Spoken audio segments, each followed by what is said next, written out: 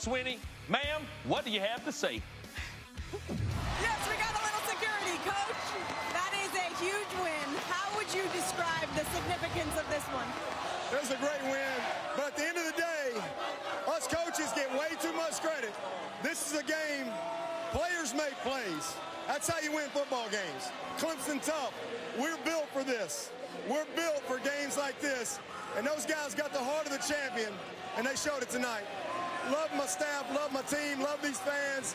That's what it's all about. It don't get no better than this. I'm just telling you. So you know what I remember from that game? Thank you. Other than taking the elbow to the head, trying to get out of that whole thing, what I remember from that game is Tom Rinaldi was on the Louisville sideline. So I was pretty much watching Deshaun Watson that whole game. And that guy threw 3 picks in one of the biggest games of his career at that point, and you would never know. Every time he came off the field, that's kind of how you knew that he would be able to handle the NFL stage. It just didn't faze him, Matt. Yeah.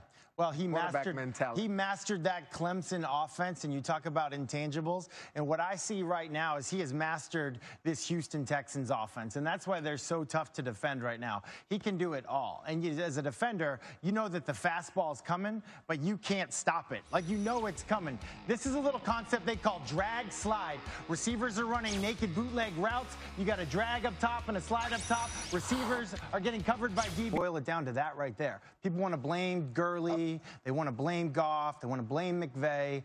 I think that offensive line, they had it good last year. They don't have it good right now. There's quarterback-wide receiver relationship, Matt. I mean, so in the mind of you as a former quarterback, when you don't have the trust of your offensive line, how does that affect you? Yeah, that's just the thing. You got to trust those guys that everyone's going to do their job. And that's what I see sometimes. He's not trusting it the way that he did last year. You're saying he's seeing ghosts. We've heard that before. I would say that during the season, seeing ghosts is a phrase that coaches say all the time to quarterbacks. And I would be surprised if they're not saying that to, I'd say almost anticipating pressure before you think it's even going to happen. He can possibly be there right now. Go ahead, Jeff. You heard about those, or you stated the offensive line struggles and spit out the numbers. They're actually excited about the fact that they're going to be making 3 different changes to their offensive line today. They're starting center Brian Allen out for the year. They'll move Austin Corbett into a guard, move a guard to center. They're excited about the changes. Bobby, excited about the changes. They think that, again, it's going to give this team a chance to grow offensively.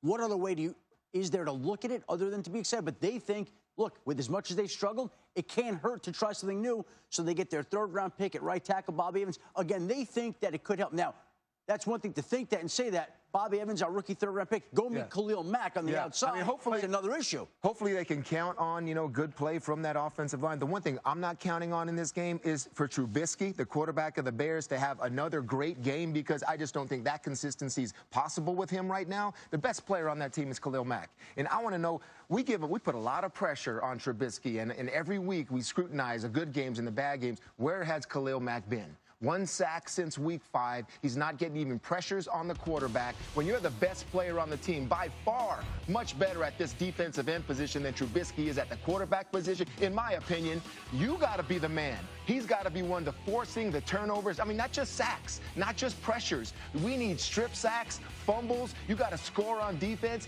He has got to be the one. So let's put as much pressure on this defensive player, who him and Donald, they're the best in the business. Come on, Khalil Mack. You got to come up and make your quarterback better. What's interesting, because last year, if you go back, Aaron Donald got the deal to become the richest defensive player in history on a Friday, and the very next day was the day that Mack leapfrogged Donald to get his deal. Now we get both players on the same field at the same time, both trying to wreak havoc with struggling offenses. And the thing that Teddy said, you don't hear a lot of people on defense say, if you want to be a great defense, you're allowed to score on defense. All this pressure about Mitchell Trubisky and the offense, they're really struggling. The great defenses don't care about it. You hear Rex talk about his time with Baltimore, or you talk about the 85 Bears. They weren't waiting around. They had that mindset that we're going to go pick 6, scoop and score, sack, fumble, all that stuff. I believe that the Bears are capable with Khalil Mack to do that kind of thing. They got to get back to it. And by the way, some running back issues for the Bears, because they don't know that they're going to have David Montgomery. They cut Mike Davis, so they're shorthanded at running back going into this game potentially. Yeah, and down a linebacker. So this is a really interesting game to see which quarterback steps up, which guy on defense steps up, because we all know it's a quarterback's favorite thing to have a great defense out of there. Both of these teams are capable. We'll see who shows up in LA today. All right, from the NFC to the AFC, in Indy today, Nick Foles returns to the field for his first. I'm in the game picks. I got to make up some room. I'm going with the Eagles today. I think you're right that they believe they can get it done. I think that home crowd's going to help them. But no Alshon Jeffrey, no Darren Sproles, Jordan Howard's out. It's just not enough against an angry Tom Brady and Bill Belichick with extra time to prepare. You got to pick the Patriots. They always ain't. Okay, on to the Texans and the Ravens. It's the game of the day. I cannot wait for this one, the rematch of Deshaun and Lamar. Who are you with on this one, Teddy? I can't wait too, Sam. And I talked to you earlier about that defensive ball-hawking secondary of the Ravens, but I can't wait to see Greg Roman and his creativity this week because it's just not fair what he's doing when he breaks out packages like that Heisman package. What type of wrinkle is there going to be today? I guarantee you something. It's going to be something we haven't seen yet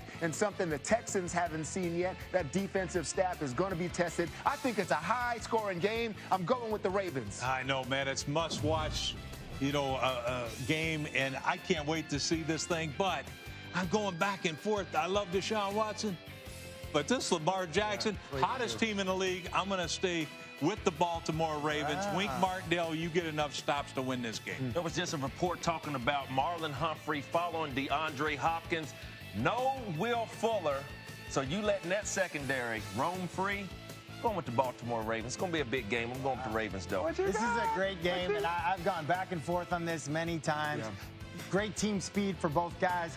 I think analytics plays a role in this today. I think John Harbaugh will go for a fourth down that traditionally coaches wouldn't go for. He's going to go for it. Lamar's going to help him get it. I'll take the Baltimore Ravens as well. Ponder? This is tough. You're in first place. This is tough, but I do have some cushion. So normally I would Lamar at home. He's been so good at home. Get him. But Deshaun Watson, guys, he won a game against Lamar when he threw 3 picks. None of it phased him.